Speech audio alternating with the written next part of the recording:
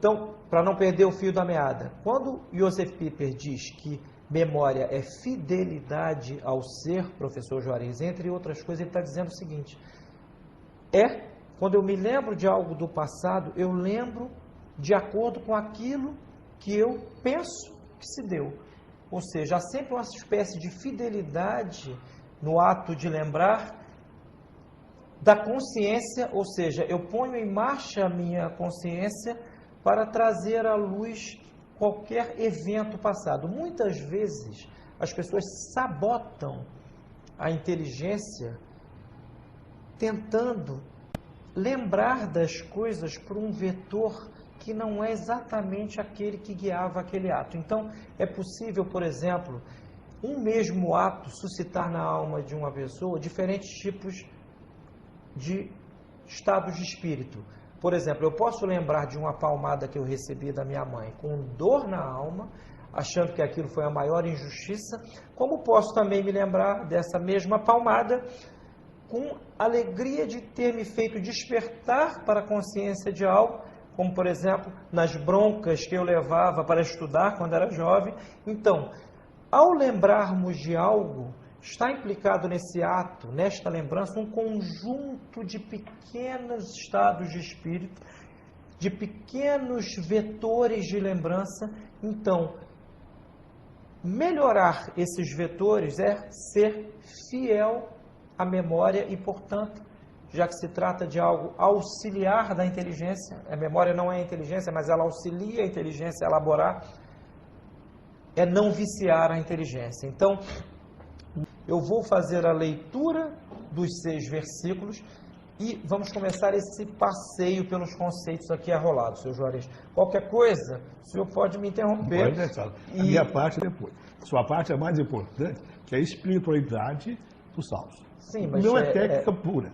Mas sinta-se à vontade para interromper a exposição. Que o Senhor conhece o caminho dos justos, mas o caminho dos ímpios perecerá. Parêntese primeiro. Façam o exercício, é óbvio, isso aqui eu vou reiterar várias vezes no decorrer do curso. Não estamos aqui a gravar a lista telefônica, nem o guia Rex. Se trata de um texto espiritual. Então, não tenham pressa para memorizar. Façam esse exercício de abrir o livro. Ler, a primeira leitura ela deve ser feita com pausa, com recolhimento, de maneira meditada e não às pressas como quem está narrando uma corrida do Jockey Club para ver qual cavalo chega na frente e dizendo, lá vai o 1, o 2, o 3, o 4 atrás. Não é isto, não é disto que se trata. Então, por isso, depois nós vamos apresentar memorizadamente os salmos. Mas agir prudentemente é considerar a realidade naquilo que ela se apresenta como evidente. Se eu sair daqui agora, do apartamento em que estamos, eu preciso, embora nem pense nisso, crer que há um chão do outro lado da porta. A nossa vida é um conjunto, as nossas ações cotidianas pressupõem um conjunto de crenças sobre as quais nem deliberamos. Por exemplo, eu acredito que há um chão ali e não penso nisso.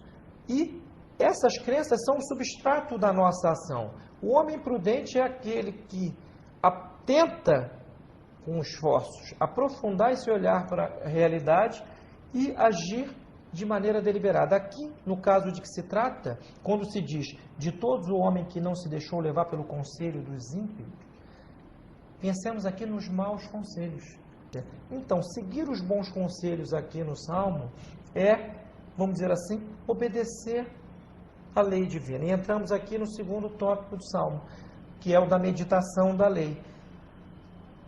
Mas sem deixar de advertir o seguinte, o ato mais sublime da prudência é aquilo que em latim se chama solertia, ou seja, é a capacidade de, perante situações inesperadas, deliberar bem, rapidamente e agir de forma efetiva. Ou seja, é o ato máximo da prudência, segundo Santo Tomás de Aquino. Esse homem que chega nesse estado, é óbvio, ele pode chegar a esse estado porque criou esse hábito na alma.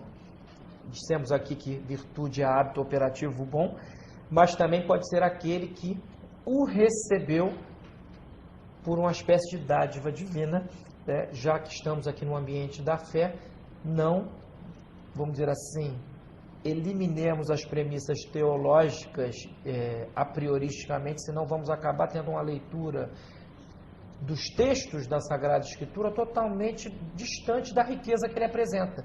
Ele tem o sentido alegórico, tem o sentido metafórico, tem o sentido místico ou anagógico, como dizem alguns professores de teologia, e tem o sentido literal. Então, se caparmos o texto da Sagrada Escritura pelo que ele tem de mais excelente, simplesmente não vamos conseguir uma leitura eficaz. Então, o homem prudente do primeiro versículo do Salmo é aquele que obedece à lei divina por anuência fiel à autoridade da Sagrada Escritura. Ele tem uma atitude dócil.